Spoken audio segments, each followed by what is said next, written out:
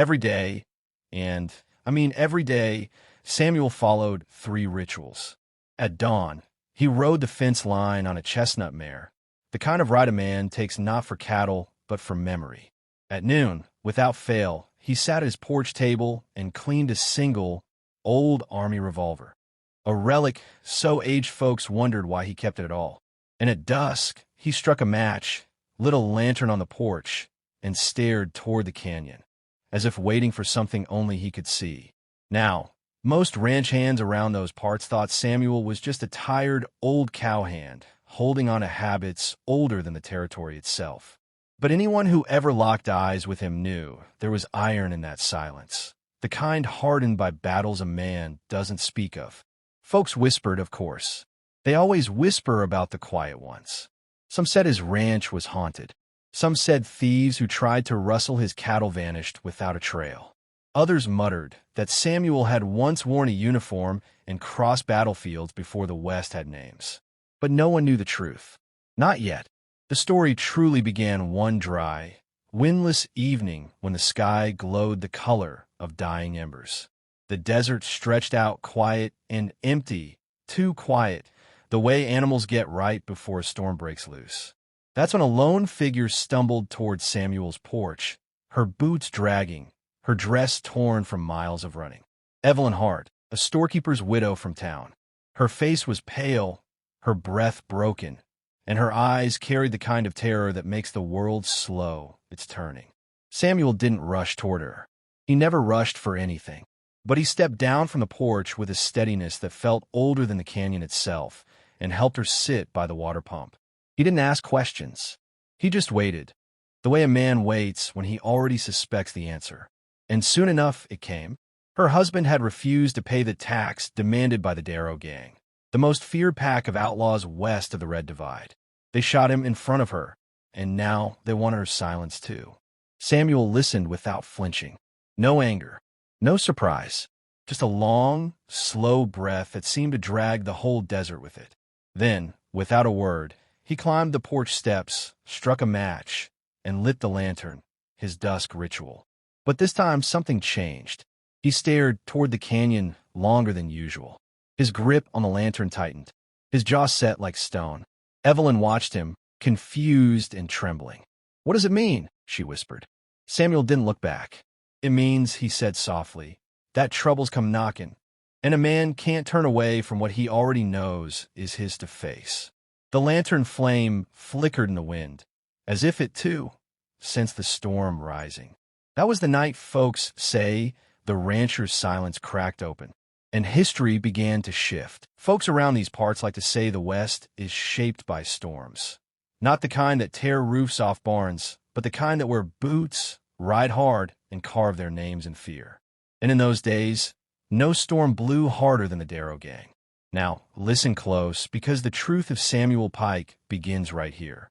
When Samuel brought Evelyn into town the next morning, the place felt hollowed out, like someone had scooped the life straight out of it.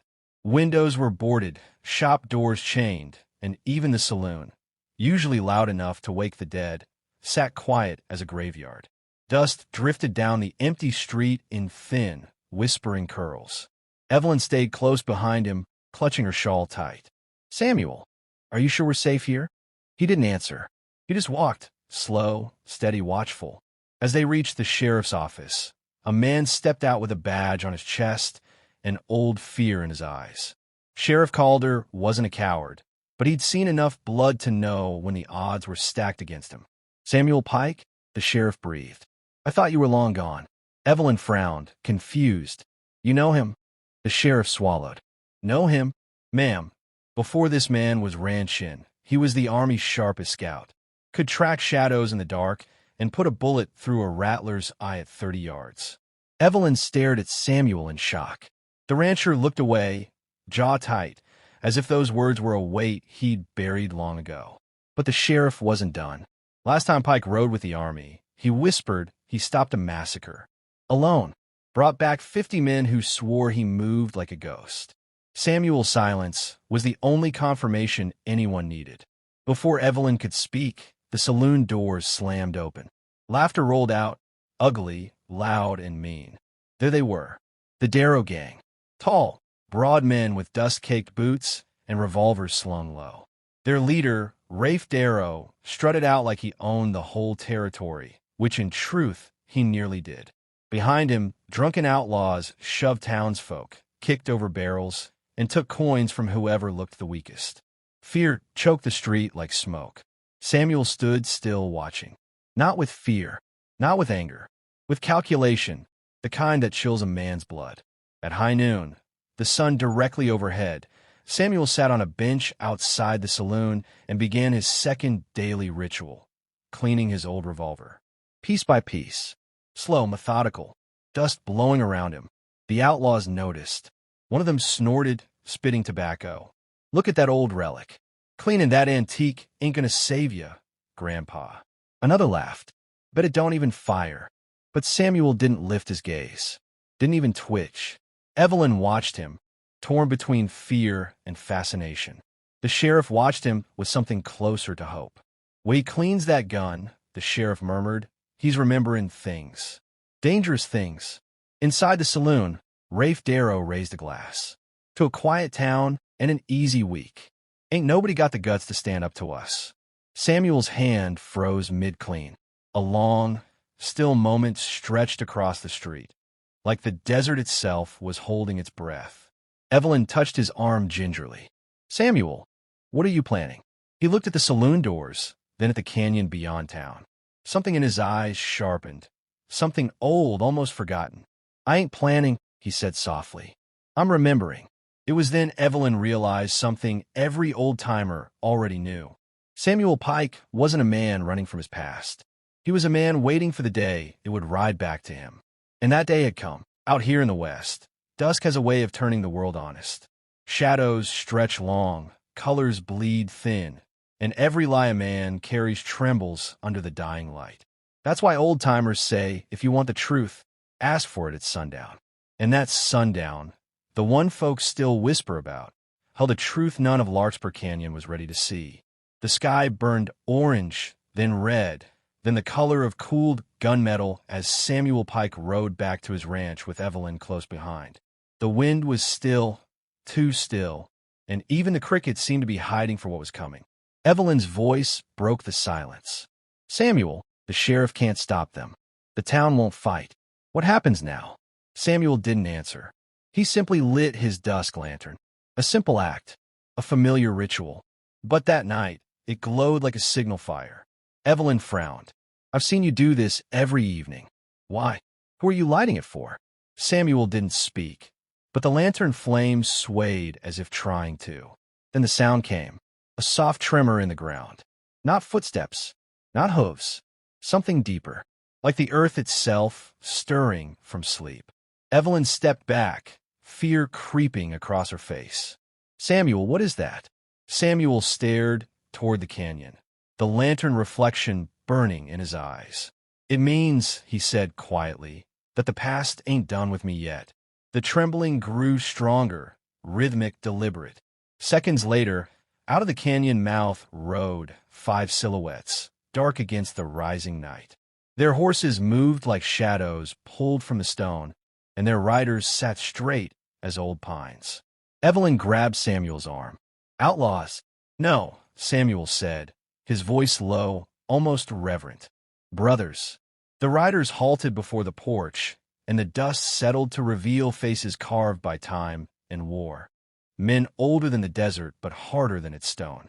Veterans, not of bar fights or cattle raids, but of forgotten battlefields back east, where Samuel Pike had once earned a name no civilian dared speak. Evelyn looked between them in disbelief. "You called them here?" Samuel nodded. "For months," he said, "I've lit that lantern. Every dusk. Same time. Same place.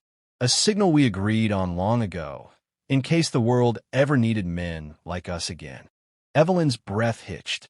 "You were waiting for a war." "No," Samuel replied. "I was waiting for justice." Before Evelyn could speak again, movement stirred in the distance. Figures on horseback. Dust rising. The Darrow Gang, 10 men strong, riding hard toward the ranch. The outlaws thundered closer, expecting a lone rancher, expecting fear, expecting an easy kill.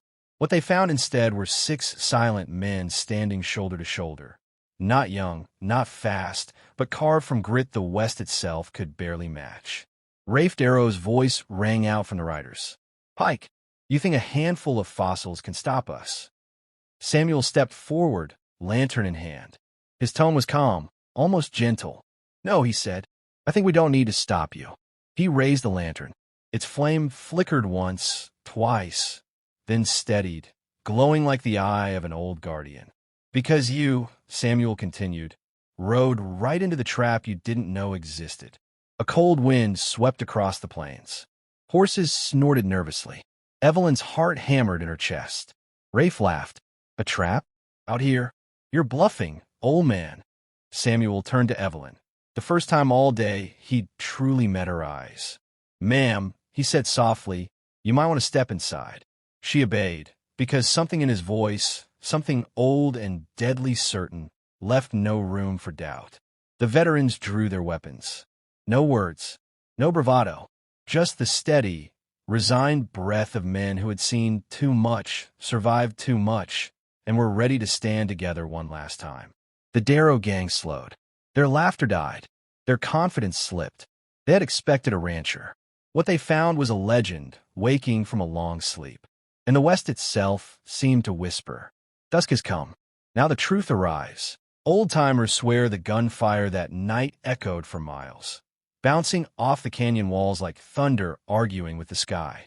And that's how it was for everyone who saw it, that the West remembered what courage looks like, quiet, precise, and unstoppable.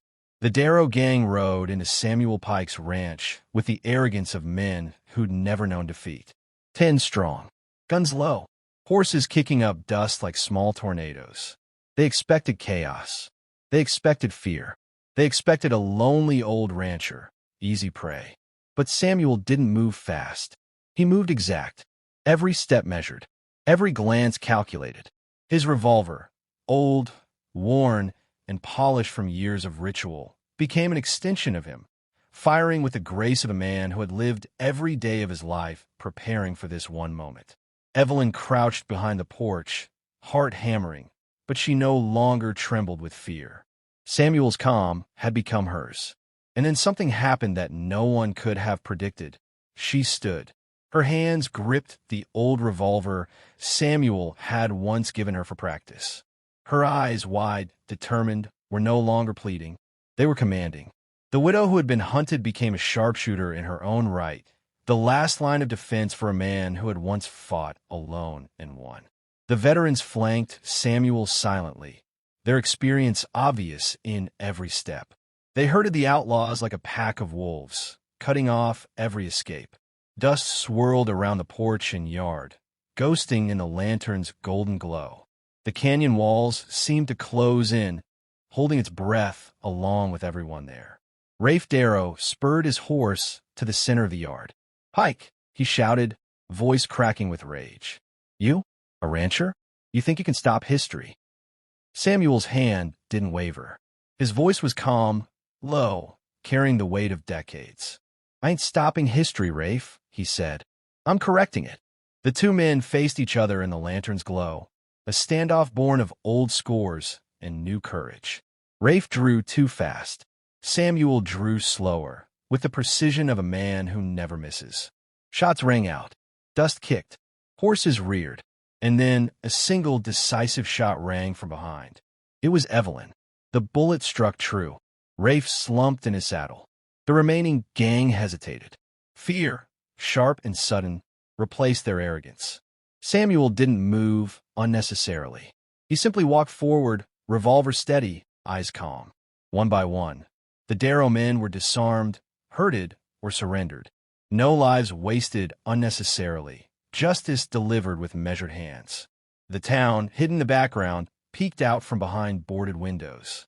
They had watched, waited, and learned something that night. Heroes don't always ride stallions or wear badges. Sometimes they are quiet ranchers. Sometimes they are widows. Sometimes they wait 3 times a day for the moment the world demands their courage. Evelyn approached Samuel when the dust settled, her hand still on her revolver. She looked him in the eye. "You were waiting all this time?" she asked softly. Samuel nodded, lantern flickering at his side. "Waiting for justice, and for someone willing to stand when it mattered most." The veterans mounted their horses silently, disappearing back into the canyon where their names would fade, but their legend would remain. Samuel returned to his porch, lit his lantern one last time that evening, and looked to the canyon with the same calm he had always carried. And so the story passed from mouth to mouth, fire to fire, across the West. A rancher, a widow, and the men who rode in shadows saved a town in a single night. Samuel Pike, Quiet Sam, the man who lived 3 times a day for justice, became a legend, not for his past, but for what he did when history came knocking. And that, my friends, is how the West learned that courage isn't always loud. Sometimes it waits patiently, like a lantern in the dust, until the moment is right.